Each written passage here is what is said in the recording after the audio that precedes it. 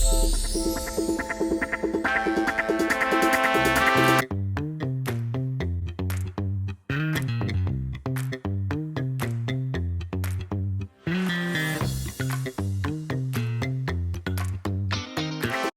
friends, welcome to Art in the Raw, conversations with creative people. Tonight, I'm excited to introduce you to Kurt Atkin, AKA Keemo. Kurt's going to tell us about his life as a creative person and his adventures in paintings, prints, and NFTs. If this is your first time watching, first of all, thank you very much. And if so, you might be wondering who I am. In a nutshell, I'm somebody that's been in love with art and music basically my entire life. I've now been working in the professional gallery world for about 15 years now. And I started Art in the Raw about halfway through 2020 to keep people connected and inspired. So if you see value in that, consider subscribing and telling like-minded friends. In the meantime, I'm excited to introduce you to Kurt. Welcome, Kurt. How are you tonight? I'm great. Thank you. Thank you for having me on. And where are you at tonight? Right now, I'm out in my studio in Grand Rapids, Michigan, sitting right in front of my phone, chatting with you. I'm curious about what's happening behind you. Is anything maybe in progress we could see? Yeah, we can take a quick look around. This is basically like an old garage that I converted into a studio. I've got a couple of walls that I can put paintings on. And generally, this is like my painting area. So I run with two different easels. I had to flip this painting around though, because it's a custom portrait I'm working on. This is that painting that I was telling you about. That is the one that I'm working on for the rest of my life. It's only 24 by 36. I can't imagine how thick it's going to be by the end, but that's that painting. Basically like a big, huge table that I do all different kinds of paperwork and illustrations, and just where all of the junk ends up, it seems. What is that three-dimensional printed mannequin? Yeah, it's a big sculpture that I've been working on for a couple of years. Well, I say working on, it's not finished, and I started it like a couple of years ago, and I'm not sure what I'm going to do with it next. I was just kind of exploring like with different fibers and, you know, different painting techniques and all of that. But where I'm stuck with it is right now it looks like a mannequin, and it kind of drives me crazy that I'm trying to figure out what is the next things that I'm going to do with it to make it into something that actually is a little bit more unique. And I'm not sure what that is. And so that's why it's not done. But that's it's still in progress. So that's the cool thing about having the ability to do the long-term projects is you don't have to know by tomorrow. Yeah, exactly. You know, so just some other art. This is a portrait that is actually a custom portrait. I got to ship that out fairly soon. It's a couple, they live in Colombia, and you can see they're two dogs down there. So that's going to be going to Colombia soon. And some recent small pieces that I just finished. I was just experimenting with the black background. I really just wanted to explore that a little bit more. Another one with kind of the black background there. 18 months ago or so, I had a heart problem. I had to go to the hospital and all that stuff. And I thought, oh my gosh, I'm going to die. So when I got out of the hospital, this was the first painting that I did when I realized I was not going to die. You know, there's lots of symbolism in there from that time. And like before that, I was in a lot of physical pain. So I was using a ton of black and all that. And so my first painting out, I decided I wasn't going to use any black. I was just going to have it be light. And I was so happy to be alive and all of that. So that's that painting. I'm glad you're okay. I've learned to really embrace wheels. So you can see my floor is like a hard wood. All of my tables and everything I put onto wheels so I can move them around, and like the easels on wheels and all that, so I can move it around. I generally keep most of my paints here in this cart, and a lot of my supplies are in that cart there. I have this little table. This is the one that I move around and then I work generally from. I have another little table that's identical to that, but that's what I was sitting at earlier. I can just move them around for whatever I want. If I need to put them together or whatever. Really, every space is kind of a workspace is how I look at it. Paint all over the floor. Anything in the studio is fair game to make something. Is how I look at it. So see a little room back there, that's additional storage and bathroom. And I have my sink in here. Here, I'll share with you my mirror. So over my sink, I don't have a mirror, but I put that as my reminder for myself when I come in and clean my brushes. And I love that. And I love the sink too. the classic old utility sink. No, it You know, reminds me so of taking art classes like a kid, and there was like a big utility sink, and they just yeah, had it prepared exactly. where you could just make a huge mess and it didn't matter. I have that same memory, and every time when I go into my sink and clean them out, I like sometimes flash back to doing that in school. So I love that. it's a nice place to spend the day. Seems like a great place to spend the day. I originally found your work on Instagram. I suppose those algorithms were involved. From what I've gathered, you sell your original paintings, but you also offer prints, stickers. You have a book, and as well as NFTs. You are one of the artists that's jumped into that NFT space. That has become quite the thing recently. They've been around for a long time, but it really wasn't until that Christie's auction until they hit the spotlight. So I'm curious about your story as an artist in terms of how you approached that originally, how that actually, let's back up a little bit. Can you briefly explain that? Yeah, that's probably a good point to start. So I should preface first and foremost that I am not an NFT expert. I'm not a crypto expert, not a blockchain expert or any of those things. But, I have been really trying to learn about them and learn about these new technologies. I went to my art archive, started making some NFTs, and then I posted them up for sale.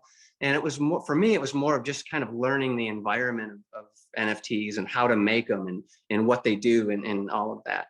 But yeah, before we talk about NFTs, let's just first maybe talk about what it is. Why it's valuable to someone who would be a creator or someone who would buy it and then why it's valuable to a creator. Maybe that'll help give us a little bit of context, because like with a lot of technologies, I think one of the things that we often make a mistake with is we look at a new technology that comes along and we try to see how does it fit into everything that I do right now. And especially young technologies like this, it's like, well, it doesn't really make sense to a lot of people because the association of an NFT is just an image, right? And so if it's just an image, well, what an NFT really is just a digital asset that you're able to connect to a person, right? Or to a wallet, but let's just say to a person. And that digital asset could be anything. I mean, it doesn't have to be an image. We're still learning what to do with them, right? So with that said, if you buy an NFT from me, there's a record that truly says that you own a thing that I created. And now people might have that image or they might have it, but you own the ownership. There's a relationship between you and that NFT. So why is that valuable? And I think maybe even before we talk about why it's valuable is to talk about the context that the NFTs exist. So you can't talk about NFTs without talking about cryptocurrency, and you can't talk about NFTs without talking about Web 3.0, and you can't talk about NFTs without talking about the metaverse. And so right now where people are really struggling grasping it is they're trying to take an NFT, into their Web 2.0 that they're using and they don't get it. Or, they're trying to figure out how to buy it, but they can't with the US dollar, so they don't get it. None of this stuff makes sense.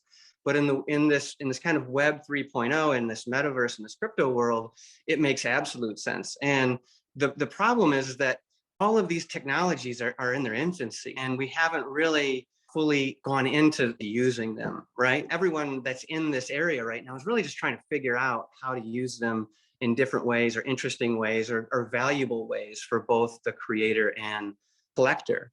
So when we look at why are NFTs valuable to a creator, and that creator could be an artist, it could be a musician, it could be anyone who's creating something, is that as a creator, I can create something and I can say, here's an asset that is unique, it's one of one, and I can verify that on the blockchain, and I'm going to put it up for sale. And you buy that from me. You don't have to enter in your address. You don't have to give me your credit card information. You don't have to do anything. You can see that I have this thing for sale and you have a wallet that has that amount, and the blockchain knows that we can do the transaction and it immediately happens There's no middleman, there's no nothing. You're able to buy an asset directly from a creator. Where it gets really powerful for creators is on that blockchain, there's forever a record that I created that. So if you take that piece of art and you sell that to somebody else, you get a profit, right? So you buy something for $100, but somebody comes along and says, "Man, I really like that piece. I want to give you $1,000 for it." You'd make your $900. As the creator, I get a piece of that, if you will. You know, I get a commission on that sale, no matter how many times it sells. All creators up until the blockchain and NFTs are left out of the loop. You know, we're always kind of the lowest person on the totem pole. The galleries take 40%. They have the relationship with the customers. Well, now the artist, the consumer can buy directly from the artist, right? You know, another way to maybe look at a value from a creator standpoint is to take it out of the art world and think about it in something like if you're a musician. You know, if I'm a musician today, if I want to have a concert and I'm selling 50 tickets, right? 50 tickets for $50. I sell them all for $50 and I make $2,500, right? But what could happen if I sold all my tickets as NFTs and everybody purchased them as NFTs? I might have sold 50 tickets, but I might have 2,000 fans in the area. And one of those fans can go and say to the other people, "I'll give you $1,000 for that $50 ticket." And so if you're a holder of that ticket, you could say, "Well, geez, this sounds like a good thing for me." And you could sell that ticket to that person. Now that person owns the ticket immediately and then could gain entrance to the concert. The good thing is the band then makes a residual off of that secondary sale. It could sell 20 times and the artist or the band would make that. And so come concert time, the person can come, that NFT is sitting in their digital wallet, and there it is, they can have entrance. And so that might be one way that in the future that you could use NFTs in kind of a physical way, but also the community of people who are supporting that artist start to determine the value of what that artist has to offer, as opposed to just, you know, somebody saying, "Oh, this painting is worth $200." That painting is attached to an NFT or something like that. Then the community around that person sets that value. It's valuable for the artist to really have complete control over all of the sales down the road, because they're the content creators, right? It really empowers the community along with the artists together. Why do people want to buy an NFT? NFTs also give you the ability to gain access to different things. And I think right now, this is a part that's very young. When you purchase an NFT, you're buying a true asset that has a dollar value that can also be resold yourself, right? So you have that opportunity yourself to buy a piece of art of mine as an NFT, and then have one of my collectors might really like it and say, "And I'll give you this amount for it." And you could say, "No, I love it. I'm not going to sell it to you," or "Yes, I'll sell it to you." You can then make some benefit there. The nice thing about that is, in general, what that does is it increases the value of all of the assets in that artist's portfolio. So now if people are saying, "Well, you know, this one sold for this amount," it's the community of people who are interested in that elevate that. So there's that aspect to it. So you've got the opportunity to earn some extra income. You're always attached to your creations. I think what's important to understand is that in this infancy, I don't think we fully grasp the potential that we have to have this kind of digital record, right? So it's not too far off when I would imagine that somebody comes to visit my website, and instead of logging in with their username and password to buy something, they log in with their wallet. And that's what you do on a blockchain, is you log in with your wallet. You don't log in with the username and password. And so you log in with the wallet. My website can then say, "Oh, Anne owns one of my NFTs. I'm going to give her she's going to get 25% off everything." Just like that. So you don't have to do anything. You don't have to, it just identifies you as an individual. So maybe in 20 years, I'm going to have a retrospective or something like that. And I could say, everyone that owns an NFT from this series can get a special print from that. It's just a way that you can identify that connection to that kind of asset. So I don't know if that was if I explained that really well. I was kind of bouncing all over. But I will say, as an artist, what draws me to NFTs is I'm really interested in exploring how can we use the NFTs as part of the creation process, or involve it into the part of the creation process where it's not just I'm going to make some art and sell it. It's actually part of that process. And that's what I'm doing with one of my new art projects, my life's artwork. Just some different ideas about NFTs and how they might be useful to artists and to collectors. Say for anybody who hasn't visited one of the sites like OpenSeas, there are many of them. What really kind of blew my mind the first time was that you could look at any creator on there and you could see what the piece originally sold for, how many times it had been resold, who currently owns it. So that's just a very different type of thing in the art world. You have lots of original paintings and prints out there, but you don't really know. I mean, maybe you know who you sold them to originally, but if they've been resold, you don't really know. You don't know what they were sold for. You certainly didn't get royalty. That's a really interesting thing about that technology. But one of the things that I'm a little conflicted about is that it's not a physical option. I think that's what confuses a lot of people is okay, it's kind of a JPEG, but how do you own it? So I think it's really interesting. One of the things that you're doing that I've seen a few other creators doing where you're pairing the actual painting with the NFT. Maybe all art moving forward will just naturally have basically an NFT as a certificate of authenticity. It makes sense. It's attached to the blockchain. You can't mess with it. That makes sense. What was your thought process in kind of getting to that point of pairing them? Because I've heard of people doing that, but it's not that everybody's doing that yet. As I was learning about how to make NFTs, I kind of just went into my old catalog and I grabbed some work and I made an NFT and I sold it. And of course, I'm asking myself, well, why would what value does this bring currently?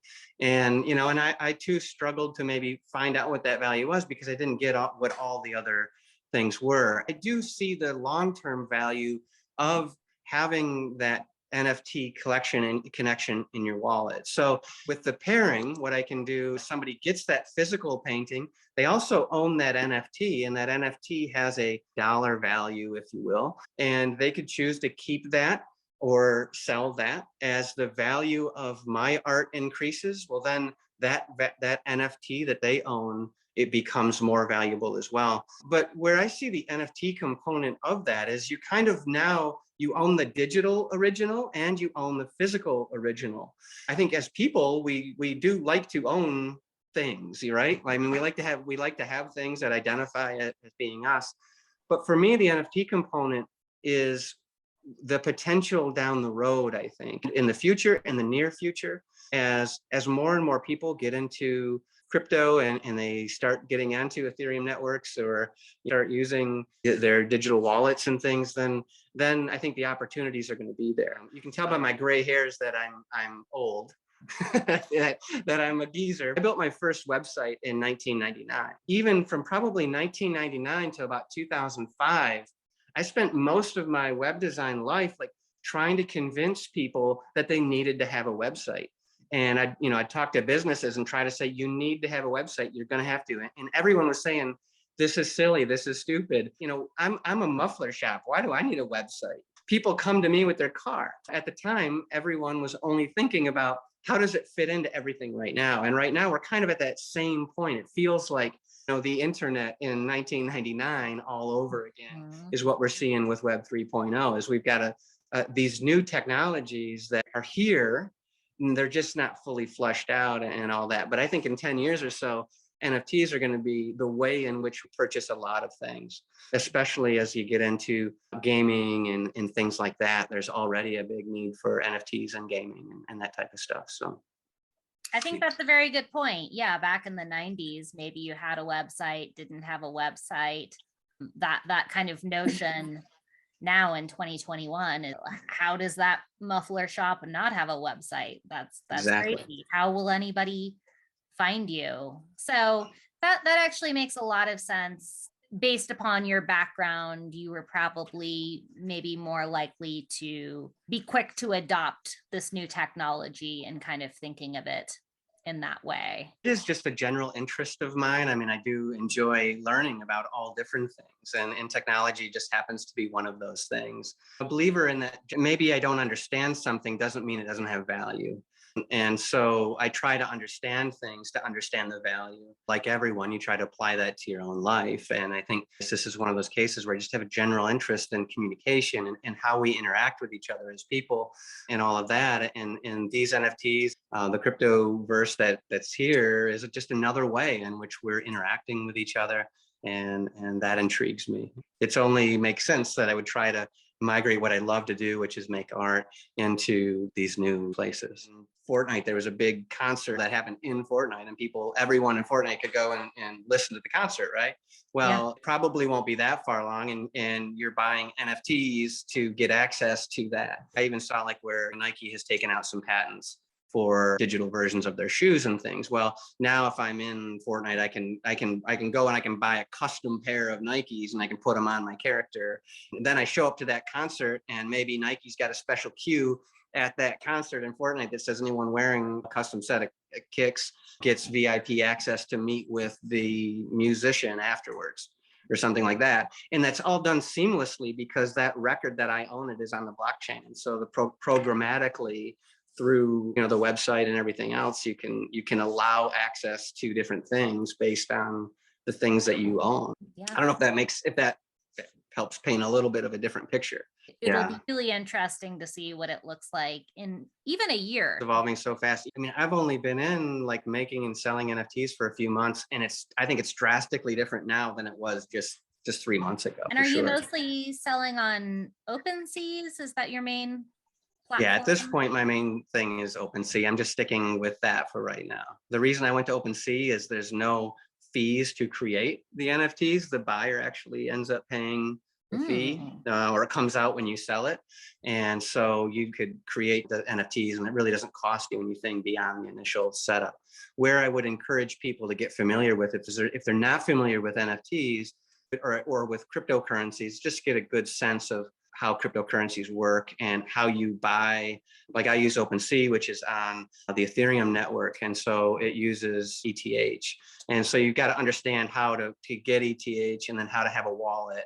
So, you don't lose your money. You want to be able to keep that safe and everything. So there's kind of two different components, but I just really encourage people to investigate how to get some ETH, how to get a wallet, and how to get that money or how to get that ETH into your wallet. Once it's in your wallet, buying them is extremely easy, but the actual minting part is really easy to do on OpenSea. So are you minting them on OpenSeas or I am, another? Because I know you can do it separately. Yeah, so I just do it all through there. I've got so many different things going on, and as a self-employed artist, you're shipping and packaging, you're your marketing team, you're the creator, you're doing interviews like this, so you're doing, you're answering emails, you're answering messages on Instagram or whatever. So you're doing all these different things. So I was looking for really like what's the lowest investment to get in and start learning and exploring this, and OpenSea was the easiest way for me to do that. Yeah. You built your first website in the 90s. Yeah. Was that Dreamweaver? Oh, wow. That was actually before Dreamweaver. Before Dreamweaver. First website was before Dreamweaver. I can't remember what the program was called now. But I did use Dreamweaver for many years. I was building websites. I built websites kind of on the side as a little side business up until about 2007. 2007 was where I decided like, hey, wait, why am I building all these websites for other people? I should be doing this for myself. That was about the point where I started just selling art online and doing all of that myself was back in 2007. So you're a full-time artist now? Yes, I am. Yep, this is what I do every day, and I wouldn't change a thing. Well, I'd say that's the dream for probably a lot of the people watching. It is the best commute you can have, no traffic. I just have to walk across the yard. We kind of got off to this heavy digital start, but also do commissions, portraits specifically. What is the different creative process between a piece you might just wake up one day and create versus one of the commission portraits? I don't know that I have a difference. When I'm approaching a piece of art that I'm creating just for myself and for what I do, it's generally kind of a self-exploration exercise, right?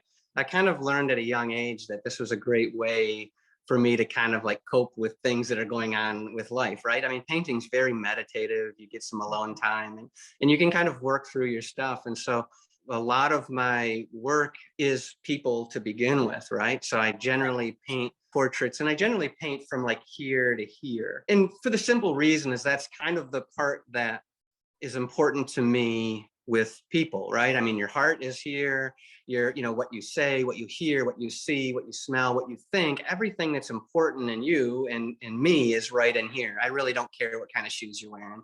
And that doesn't tell me anything about, like, we're much deeper and more complex than what we are on the outside. And so it's kind of a reason that I've always just kind of stuck with that. So doing commissions, the transition's kind of easy in that way because they're already figures.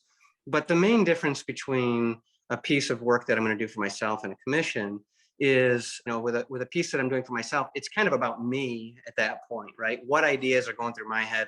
What kind of symbols am I using to maybe explore or define something that's going on in my life? But when I do a portrait, the process completely changes. And so before I even start, what I do is I'll get on a Zoom call like this, or I'll FaceTime with the people that I'm doing the portrait of, and I get to know them, and we do a conversation like this, and I get to know them. I find out kind of what makes each person tick. So a lot of couples will come, let's say for anniversary gift, and I learn a little bit about each person individually, but then I try to learn about the relationship and what makes that relationship important. So then when I go to paint, I'm thinking about all of those individual qualities that make them unique in themselves. If music is really important to someone, then I'll listen to the music they like while I'm doing their portrait. Or if they have a particular podcast they like, I might listen to that while I'm doing their painting, just to try to help bring as many of the different things into the painting as I can. What ultimately, I think, if you're not attached to the painting in any way, my custom portraits tend to look a lot like my regular portraits, right? But when the person who I'm doing the portrait of receives those, what they see are all these hidden elements and design things and symbols that signify something of importance to them as individuals and signify something of importance to the relationship. I really like doing custom portraits. One, because I get to meet people from all over the world, and interesting people, and they're all art lovers. They're creative. People who are asking me to do portraits, are usually generally very creative in their own right. And so it's a great way to meet people. The studio gets pretty quiet when you're by yourself all day, so it's a nice way to do that, and I really enjoy doing them. I don't generally like to be abstract for the sake of being abstract. I kind of like to have a reason for everything that I'm doing with a paintbrush. They're very much a personalized paintings for people. These are abstract portraits, more about, I believe you said, what's inside of the person. Right. So if you were to paint me, you might pick up on things. I mentioned that I'm a snowboarder. I love art, details like that. And even taking that into like personality traits. I'm often talking to couples where, like, oh, the husband might be like super regimented and need order and all of this stuff. And then the spouse is more kind of like loose about things and is more flowing and all of that. And so what you'll see in their portraits is that maybe this person who's organized and rigid, they might have more angular lines and different colors, whereas somebody who's more flowing and all of that, you see that represented through line work and shape. Trying to even get into like the personality of a person to try to get that across. Not really interested in having a painting look like someone as they look. It's more of, trying to represent someone, maybe how they feel. I don't know if that's even possible. It sounds pretty lofty to say it like that, but I like that you take the time to get to know the people. And I mean, it almost sounds like acting in a sense, where if you're playing a role, you might start listening to the music that person listens to, going in a little deeper. Yeah. It's not just the surface. Absolutely. And I do love that it's visually connected to pieces that you're just going to paint that are not commissions. For example, photography, there's some photographers that have their fine art practice and then their commercial practice, and they're very different practices. So the fact that both of your practices can be kind of similar, I think is a cool thing. And I will say that one of the things that I'm really thankful for, and I'm lucky, is the people that are usually asking me to create a portrait for them. They allow me to do whatever I want. One of the things I kind of say at the beginning of the conversation is, do you have expectations about what this painting is going to look like? Because I don't. When I start the painting, I have no idea where this is going to go. And I think people that are fans of mine, that's what they know they're getting. I don't look at a commission painting in my mind any different really than one that I'm doing for myself. It's not like a commercial business and a fine art business. In mine, it's what I do is I make art. And thankfully, people that come to me for custom portraits, they understand that and appreciate it. And I think that's what they want from me as well. So I get to be as free as I want at. I just hope that when they see it, they like it. So what kind of materials do you work with? I use acrylic and I use different inks as well for kind of getting finer line work. I don't have the patience to do that with a brush. I like to work fast and keep moving. And so I generally use acrylic and ink for that. And I pretty much work generally on canvases now. I did have someone drop off a large door that I'm going to be painting, doing a portrait on for his music studio. But I'll paint on anything, but generally acrylics and ink. Basically, I've tried every medium I can think of. And I settled on acrylic mainly because it fit with how I work and how I think, not the other way around. I didn't change my behavior to fit the medium like I felt I had to do with oil. Like I really had to think about technique and all of that. And I wasn't interested in that. I was exploring things that were in my mind. I didn't want to be slowed down by everything turning to brown because, oils when they're, like I'd work too fast and it would just turn into a brown mess. Acrylics kind of chose me in a way. And that comes up in photography as well. And I always go back to the best material is the material that suits your practice. Each of us have our own reason why we make art, and we have our own approach to how we make art. Sometimes it's just exploring and finding the medium that fits you the best.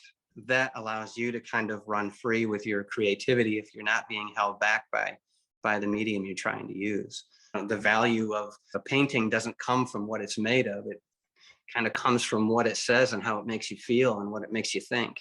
If it's a photograph that you've taken or an acrylic painting that I did or the Sistine Chapel, it doesn't matter. It's just how does it make you, the viewer, feel, and how does it make you, the artist, feel when you create it?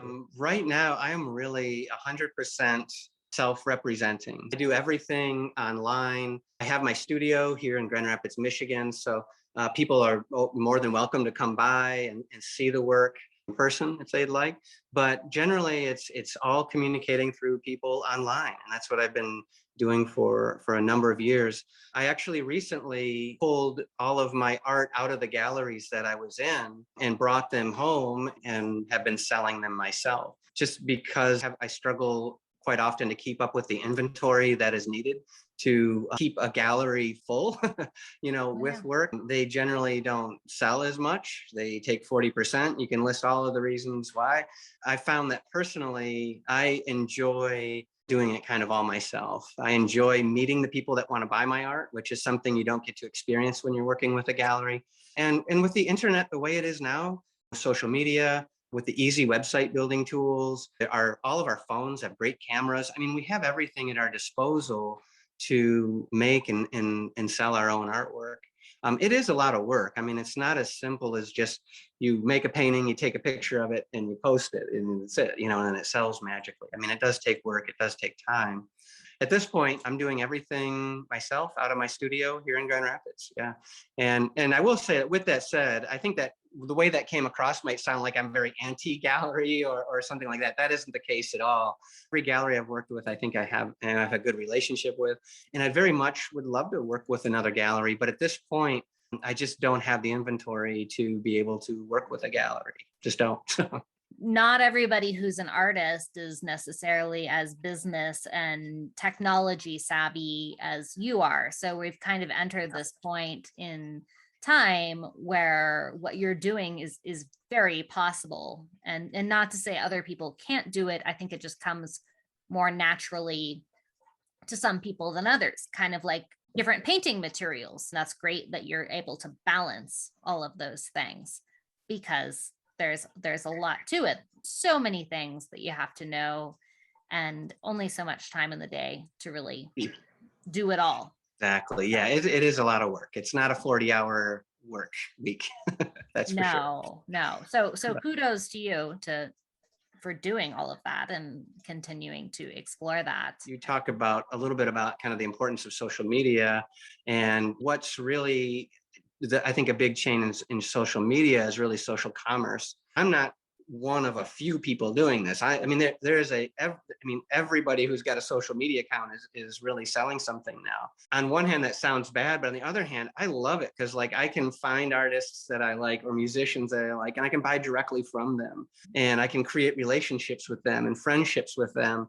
I'm not buying from my art from Bed Bath and Beyond because it matches my couch. I'm actually buying a piece of art from somebody that I generally find interesting and I want to support. This world of social commerce that we're in now makes it really possible to do. So I'm a big proponent of that as well. So if you're a musician and you want to produce a new album, you can do that and you can put it on Spotify.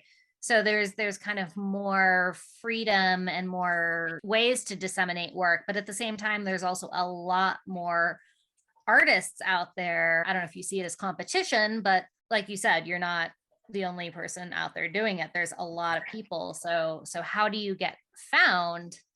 And it seems like you've been be successful with social media. So that's a whole other skill as well. One of the things to consider, I think, is if you're thinking about doing this for yourself and trying to make it on your own, is you don't need as many followers or fans as you think you do.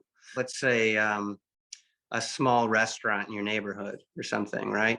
They potentially only have access, right, to a couple thousand people that are in the vicinity.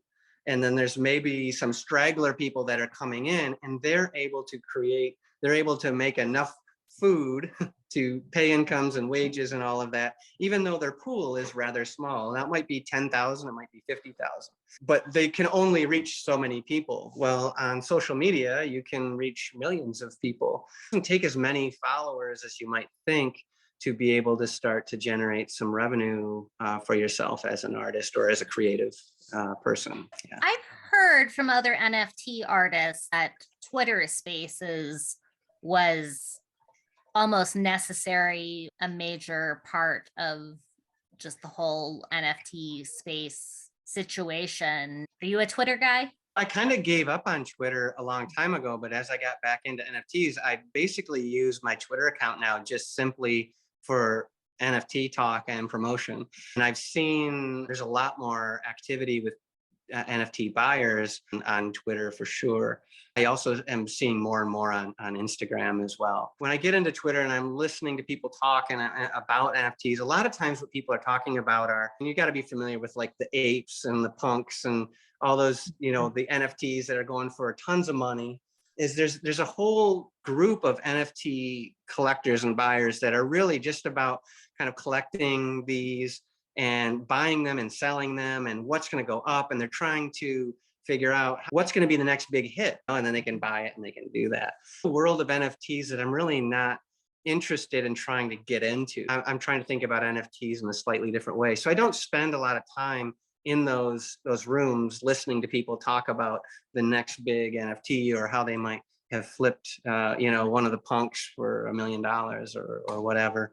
But yeah, that is definitely where a lot of people are when they're talking NFTs. Well, and then the Twitter Spaces is a little different than just the traditional Twitter. And the spaces are really easy. I mean, you can just jump into one and just listen. And it's just really it's just a room in which people are talking about or some topic. And you can get in and just listen if you want. You don't have to say anything. Okay, so a little more like Clubhouse, just in terms of other kind of audio conversation spaces that you can hop into. Are you into the whole cryptocurrency thing outside of NFTs? I am, yeah. So, I got into it because of NFTs. I wanted to find out what it was, but then the more that I got into it, the more that I could see the potential. So now I am invested in different cryptocurrencies and different things that are going on in the crypto world. I'm investing in those and into different technologies that I think might be important to the future of artists online. I kind of enjoy like the unknown of where all this is going and just kind of riding along with it and trying to understand. It feels sometimes like you're in a ship out in the middle of the ocean and you don't quite know where it's going, but it's a lot of fun while you're on it. Well, and to be kind of in that point in time where like early internet, you know, it's obviously this big thing, but where is it going? And you're participating in that. It's happening now. Episodes out, it might be in a different place entirely. Probably will be. Yeah, it probably will be. You know, I look at, like I mentioned, like 1999 when I built my first website to 2021 and where the internet is now. And that's, I mean, that's a long time, right? I think the evolution of Web 3.0 and the metaverse and crypto is going to be way shorter than that. I think you're going to see general adoption way quicker than 20 years. You know, you'll see mass adoption much earlier than that. What a lot of NFT collectors will do is, you know, they might own 50 NFTs, let's say, and there's programs out there where you can, that basically connects to your wallet so it can see what NFTs you have, and you can build out a virtual gallery. And so you can visit the collections online of people who have NFT collections. And a few of them that I've seen actually have like a visual, they look like a gallery. And you just navigate through with your mouse and keyboard or your phone, you know, and you can navigate through and walk through and go up to the piece that's hanging on the wall. And then you can interact with it and see who did it, how much it sold for. You could make an offer on it if you wanted. So if I went into your gallery and saw something, I could say, oh, I'd like to make an offer on that. And it would happen immediately if you said yes.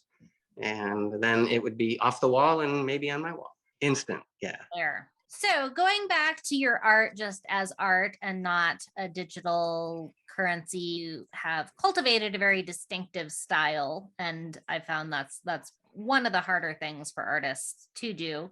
Yeah, I'm glad we circled back to kind of the painting part of it, because I feel like a lot of this conversation has been focused on kind of the digital piece. And I don't want to give the impression that I'm somehow a digital artist. I'm not. I don't sit in Photoshop and make things. I really love the physical connection to making art. I love paint. I get it in my hair, or, you know, it's on my watch. I mean, I just love painting in general.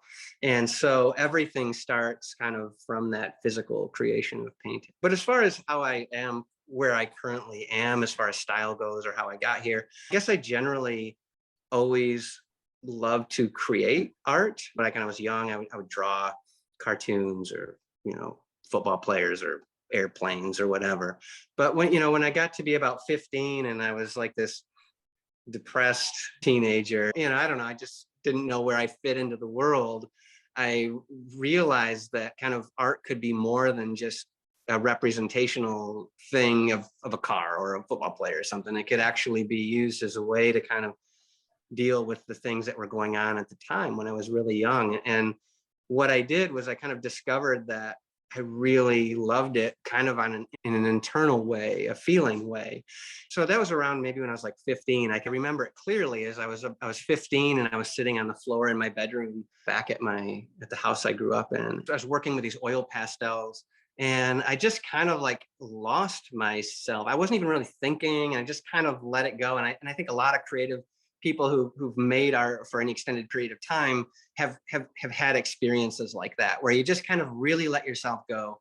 And I woke up like 30 minutes later, and I'm looking at this thing, and I was like, wow, I've never seen anything like this. I didn't know that I could do this, but I knew at that moment that that's what I wanted to do the rest of my life, is explore that. Kind of my whole life is I've been just exploring what painting is to me. I love like the old school idea of just a painter, you know, it's like somebody that just goes out to the studio and works and explores different ideas and concepts. And I just love that idea. And that's kind of how I move about my day, or at least move about when I come out in the studio. But as far as how I guess my style came about, one of the things I did early was I stopped looking at other artists as inspiration. If I'm going to be an artist that is going to make something that's representing me, then I need to find out what's important to me and put that into the painting, and not worry what's important to somebody else. I'm not worried about creating something that fits into any kind of idea of what good art is or bad art is or anything. I don't really worry about that. I just do what feels right. And I try to allow myself the opportunity to always keep moving forward and not get stuck into a certain style of painting. like if you go back, I think I have like 1,500 images on Instagram, but if you follow it backwards to the beginning and you kind of work your way through, you'll see the thread as it's kind of going through all these different incarnations, if you will. Sometimes it's very contained and very linear and all that. And sometimes it's very painterly. It's because I don't really care what the end product looks like as much as it representing kind of where I am at that moment. If it's particularly painterly, that must be, I was kind of feeling that way at the time, as opposed to being something that's very kind of hand-drawn and meticulous. And then the style that comes out of that, I think, is just really all of the personal symbols that I maybe have in there and my relationships that I have with color. So all of my colors generally have some kind of personal meaning to me. And so if I'm having certain, as I'm working through a painting and I'm maybe I'm feeling a certain way or thinking about a certain thing, I will use that color kind of to represent, what's going on at that point. Little things like that where it's just highly personal. And then what comes out, I hope, is something that's unique to me in the end. That's all I can hope for, but it's not really like a conscious thing, like, oh, I have a conscious idea what my painting's going to look like, and so I go and do it. It's more of I just have this idea of sitting down and letting myself work and then be satisfied with what it is, the end of that. Every color and every line and every shape goes down on the canvas with some intention. There's some reason behind it. I don't generally just I'm not an abstract expressionist. I kind of look at it like more like a conversation, I suppose. And it's kind of like this, like I didn't, before this conversation started, I had no idea what we were going to talk about or where this was going to go, but I just tried to roll with it. And painting's the same thing. I sit down in front of a blank canvas and I might be thinking, all right, I'm going to use turquoise, right? For some reason, I'm going to use turquoise, and I start off. So I say to the canvas turquoise. The canvas is saying something in response back to me, right? And so now I've got to look at that and I've got to respond back to that. And it's just kind of this back and forth. And that's why often, like if you watched any of my time-lapse videos, I'll have like a painting that looks like it's finished, but then I'll go and just completely cover over 80% of it. Because there's just, when I'm looking at it, it's kind of telling me that it isn't right. And so I'll go back and I just kind of keep going with that conversation. I get so many comments from people about that, in that ability. It's like, why did you even put it down in the first place if you're just going to cover it up? Well, one of the biggest misconceptions of a painter is that just because you put it down doesn't mean that it's important or that it needs to be there. I mean, that's that way with everything in life, really, to a certain degree. I've talked to artists that do these full backgrounds that completely get covered, but even if no one else can see it, they know it's in there and it's almost just an important part of the piece as if you could see it. Absolutely, because you probably would have never painted what was on top if you didn't have what was underneath. That's where you get like real depth in your colors, and you get textures and all of that because it's under there.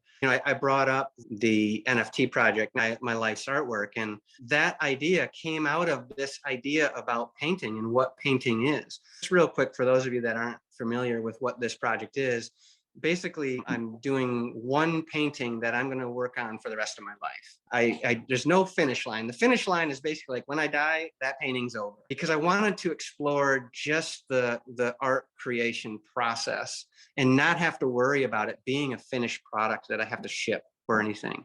And so every day I'll add a little bit more to it and add a little bit more to it, and I can only imagine, I'm only 2.5 months into this project, but I hopefully have like 50 years left. And I can only imagine where this is going to go or where it's going to be.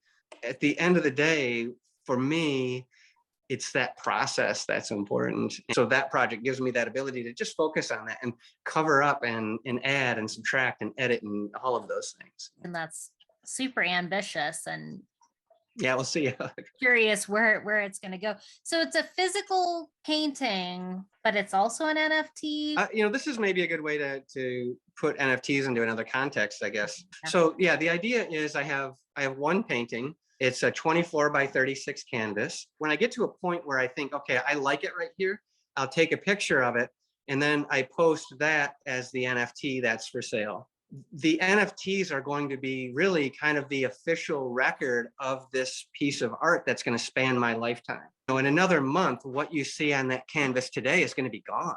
There's not going to be that physical record. I love what this does to the discussion of art. And we didn't really talk about this when we were talking about NFTs earlier, but it does open up. It's like, well, what is art and what does it mean to have an original piece of art?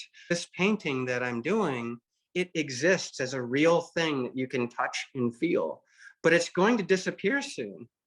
But that doesn't mean that it's any less valid or it's any less valuable because it's not something you can touch. I've been thinking about this project for a long time, and I could never really think about how to pull it off in a way that made sense. When I started thinking about how NFTs are and the world of NFTs, I love this idea of being able to work on an original painting to sell a one-of-one piece. There's only one original image that's going to exist, and the physical thing is now gone forever. So the only thing that exists in its original form is that NFT. As I think about how to expand this project and as it grows, in another 10 years, we could be talking about something other than NFTs, or another 20 years, it could be something else. And I'm really looking forward to having this piece of physical art kind of weave its way through the future of a digital world in a way. If you go to mylifesartwork.com, you can see, I think I just put up like the 17th picture, the 17th version. So if you're listening or watching, you can go to mylifesartwork.com and see what we're talking about. And it's just really documenting the transformation that a painting goes through. As an artist, that's the part that I get to see. Like I get to see go from beginning to end, but everyone who gets to look at it just sees the end piece. And they try to put all the meaning and they try to put all of the value into that end piece. But really it's everything that goes into it that actually gives it its value. This, in my mind, is an opportunity to try to capture and really demonstrate that process of creating art, to hopefully let people in on the secret in a way, to let people into that creative process that normally maybe don't get to see that. For all those people that are thinking about exploring NFTs, and you talk about the benefits to the artist and to the collector, the first 10 NFTs that I was selling to US dollars was like $21. So it wasn't like I was selling for $1,000 or something. I was selling them for $20. If this keeps going and the values increase, that person, I could get to the end of my life and this could be my life's work. And that person bought something for $21, which I'm sure is going to have a heck of a lot more value in 5 years. Now they have this thing that everyone thought was crazy, but it now has this value, and they could sell that, or they can at least just keep that for themselves. I don't know if that makes sense, but different context. Your signature is very recognizable. So even if you're doing style of art that's a little different than what we're used to, your signature is still on brand. Was that a conscious thing?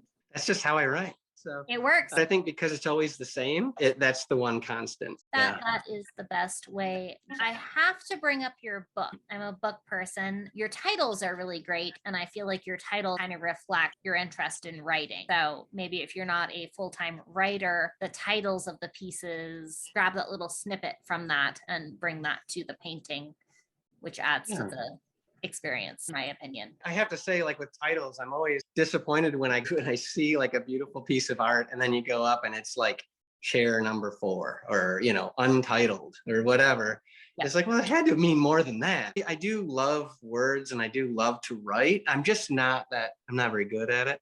I don't really subscribe to like the mechanics of writing. I just do lots of run-on sentences and things like that. I guess I approach writing the same way that I do. But I think what I like about writing is the same thing that I like about painting or even just making art, is that you're trying to express an idea, an emotion, a concept. Kind of have to go inside of yourself, dig around a bit, and put something out there. And writing is that way as well. Going back to the book, how that came about was, there was this time where I couldn't decide if I wanted to pursue a life as a visual artist or as a writer. And so what I used to do is I would write a small kind of paragraph or a poem or something that would actually get shipped with the painting. So I would put up the artwork, and then I would also put up the story or the writing. And for me, it was really a way to, on the creative side, to explore a different part of the art process. But I found that it also gave the viewers a little bit more information about what they were looking at. And so they could kind of pick up on some of the visual cues that were maybe in that piece. I was doing that like 2008 to maybe 2010 or so. It only made sense that I would kind of put those together into a book, writings and artwork from 2008 to 2010. And at that point, I was working on real small pieces. They were only like this big. I used a lot of watercolor and ink and acrylic at that point. And so that's how the book came about. But ultimately, I think what I learned is that when I look at expressing myself, the language of painting suits me better than the language of writing. I'm just more comfortable in that language of color and lines than I am in writing. They're on my website if anybody would like to go and check it out. So one of the pieces I found that I really appreciated is, I think it's called 3 Ways to See More Clearly. I did a number of series that were just eyes for a time. And the title is usually there's a number. So like if there was 20 eyes or if there was 3 people or something, it'd be a number of ways to see more clearly. What it really is just trying to celebrate the understanding that we all look at the world differently and we come at things from a unique place. We're all unique individuals that see and think about things differently. And that's a good thing. That title, 3 Ways to See More Clearly, is just a way of saying that we need to be aware that other people see the world differently, and that's good. Generally, if we look at how other people see the world and try to understand it, it helps us in our own worldview, being more compassionate to other people or being more understanding of people who we might perceive as being different. That series is kind of about that, and that title is about that, celebrating the unique way in which we all look at the world. You know, I am not a huge collector anymore. I don't really like to hang my own art in my house.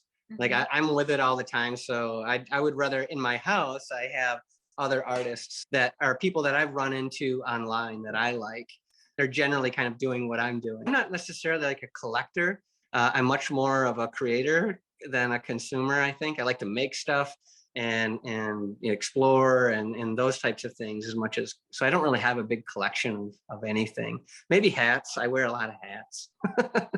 Usually anything that I buy is like studio related generally. It has to, it's going to be a paint, it's going to be canvas, it's going to be something in the studio. I'm generally inspired by people who are really out there trying to do their own thing and who are really trying to explore their own unique creative bent. So when I think of inspirations, I think of, for example, my older brother is an engineer. He's not an artist how you and I might think of an artist, but he's probably one of the most creative people that I know. So I see an inspiration there. One of my other brothers is a wonderful songwriter, very creative person. He would be someone. I don't generally look at other artists and say, oh, they're gonna inspire me in a way in which you're gonna see reflected in my art. It's more of people that inspire me in my general life on how to maybe conduct myself as a human being. That translates itself. Like I'm a big David Lynch fan for all of those reasons that I just said, right? I mean, if you're not familiar with David Lynch, he's a director, but he's definitely doing his own thing. He's got his own way of looking at life, and he's only pursuing that, and that's what it's about. And it's a kind of a life's work. And I really admire people that do that. I would recommend going and watching Twin Peaks, which is an old TV show.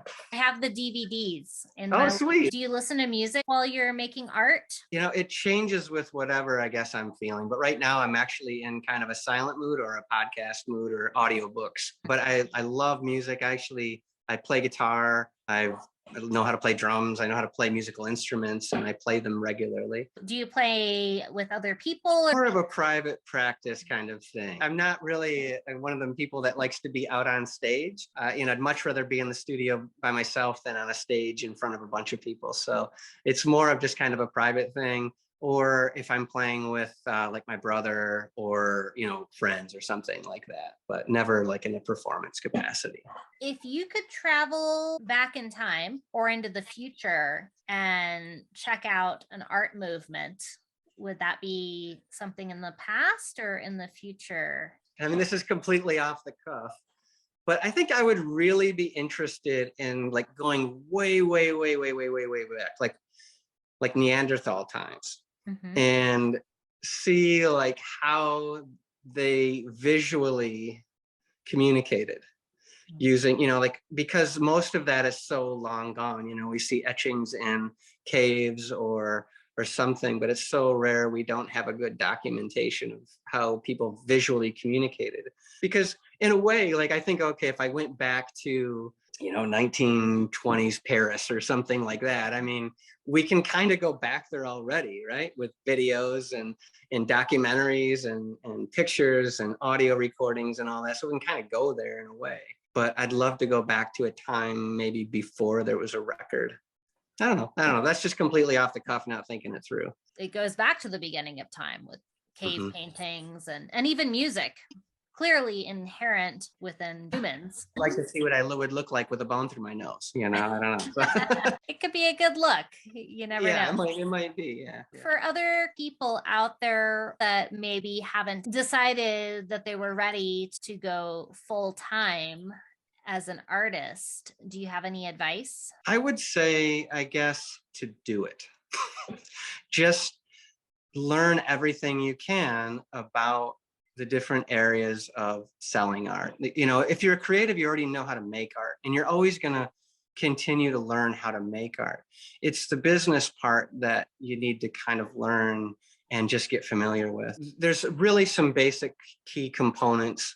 And one is you have to have some kind of presence online, right? I still feel that a website is important. The other thing that you really need to have is a decent social network, and spend time on your social networks. Those are people that are showing interest in your work. Take time to learn about them and to communicate with them. A lot of sales now happen just directly through Instagram without ever going to the website. So you can, you might just simply post a picture and somebody says, I love that. Is that for sale? Yeah. And then they can Venmo you the money and you ship it off to them. It doesn't have to be as big as it sounds. It can be as big as you want to make it, or as much time as you have. But I would recommend, really focusing on social media presence, having a website that you can buy from, that somebody can go and check out to buy a piece of art from you. One of the bigger hurdles that I see, as I've met many artists over the years, is I think it's that coming to terms with the idea that what you're creating has value to other people, getting over that kind of self-doubt that I'm actually making something that people want to buy. And that manifests itself in a way in which people will post their artwork, but then they don't let anybody know that it's for sale. The biggest part of selling something is just letting people know that it's available and that it is for sale. And people, if they like it and they like you, there's a good chance they might buy that from you. Advice: website, social media, just to not give up. Don't let self-doubt turn you away, and just keep going and believe in yourself. And how about hashtags? How important do you think those are on Instagram? Yeah, they're absolutely important. Like just the other day, I forgot to put hashtags on one, and then like one of my posts didn't hardly get any views, and I'm like, that's weird. And then I looked and I forgot to include the hashtags in it. So like with Instagram, I just include them as the first comment instead of it being in the post, and Instagram seems to like that better than including them all into the actual description. I don't know if that's true or not. It's just one of those algorithm things. With that said, with hashtags, you constantly kind of have to like change them, or you don't want to keep using the same 10 over and over and over. But I would definitely recommend using them. Do you think it's because it sees it as a comment, like it likes that you got a comment, as opposed to including the hashtags in the actual post, or who knows? I have no idea. I can't speculate really. Sometimes I'll read like, don't use more than 10, or sometimes I'll read like, you can use 30 or whatever. And so just kind of the main thing is like, every time that you post something, and if this is something that you're looking at doing and you post it and you have decent results, look at all of the different factors that went into that and then apply that to the next one. If it wasn't successful, or maybe you didn't get a lot of views, maybe look at it and say, okay, I'm not going to do this the next time. I find that when I include a number or a dollar sign or a word like shipping or a word like for sale or something like that, immediately all your exposure tumbles, because Instagram sees that you're trying to sell something, so it automatically tumbles. And Facebook's really bad at limiting the amount of views. They want you to pay for the ad. If you use hashtags that aren't relevant to what you're posting, that actually hurts you in the long run. There's millions of people that are using Instagram. And so there's going to be a certain percentage of those that are going to be interested in what you are doing. So just try to be accurate with your hashtags to what you're doing, because then if people are looking for those, their likelihood of finding you is better. And then also, Instagram recognizes that you're not using hashtags as a spam thing. You're actually using it as a legitimate way to help people locate your artwork. Don't use all the major hashtags like art and all that. I don't recommend that, but I find I have much better use if you're much more specific within your hashtags. A little more intentional there. But at the end of the day, like the algorithms and all those things aside, like we always try to figure out how to like work the system the best. I've really come to this point in this line of thinking and try to get away from that and just try to make a nice picture and then try to have something that's somewhat engaging and ultimately try to create some decent content. Am I creating something that I would want to look at? I don't post pictures of my food because it doesn't really matter. Am I posting something that people might find interesting? I think at the end of the day, that's all that Instagram cares about is, are you creating content that other people are enjoying? So the more spammy you get, it can hurt you. Just be genuine. Just try to be yourself. Put stuff out there. The other thing is I'd recommend posting consistently. Instagram specifically, if you're very inconsistent in your posting, it doesn't like that. I post twice a day and that's it. And it's generally around the same times. And I seem to have decent results with that. You've got the website, you've got the Instagram. Where do we go? My website is keemogallery.com. If you are on Instagram, you'll find me at Keemo_art, and Twitter, I'm just Keemo. But the easiest way is just search Keemo and it'll come up, or search Keemo Instagram or Keemo whatever. You'll see all the different stuff on your search engine. Yeah. Your art name, what is the origin of that? It's top secret. No, top secret. Okay, no, that's I'm fair. just kidding. No, I'm just kidding. No, it was a name that I had picked up when I was younger, when I was a younger graphic artist in my 20s. It was a name that I picked up and it just kind of stuck. And then I started running with it like in the early 2000s. And, I originally started using it, I think, because I felt at the time, like it gave me some kind of creative freedom that I think I needed, and to work under a pseudonym. It just kind of stuck and it's been there ever since. So there is a story behind it, but it's best told over some drinks. Any shout outs? Simply my wife and my daughter. Without them, I would not be where I am now. And I would not be able to do what I do if it wasn't for their support and encouragement and all of that. And I will say, since you're asking for it, I would give a shout out to everyone that follows me on Instagram and that has purchased my artwork, or even just likes one of my pictures or drops a comment. I'm not just trying to sell art. That's not what it's about for me. I really do appreciate and humbled by the fact that there's people that enjoy what I do and get something from it. And it does mean a lot to me. And all of those likes and shares and comments, and there's a real person that's on the other side of your phone that is seeing those and is very appreciative. And if you want to drop a message and say hi, feel free. So thank you to everyone that really supports me and encourages me. And I couldn't do it without all of them. Thank you for letting us into the studio. And thanking you for having me on and talking. It was nice meeting you. Thank you, and have a great night. Hey, thanks for watching Art in the Raw, conversations with creative people. I hope you enjoyed meeting Kurt Atkin, aka Keemo.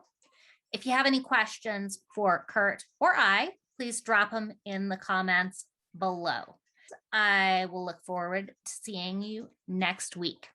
Have a good night, y'all.